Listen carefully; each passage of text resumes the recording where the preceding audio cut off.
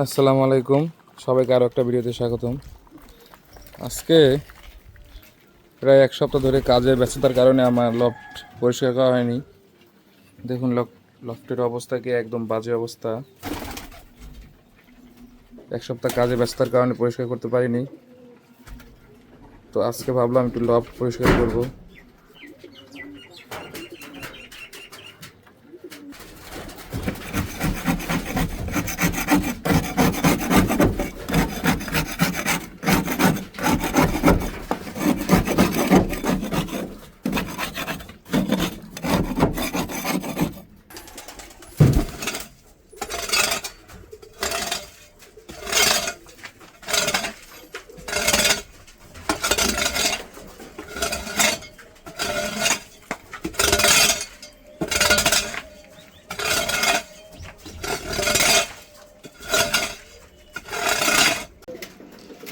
প্রায় 1.5 ঘন্টার প্রচেষ্টায় অবশেষে অনেকটা পরিষ্কার করতে পারছি।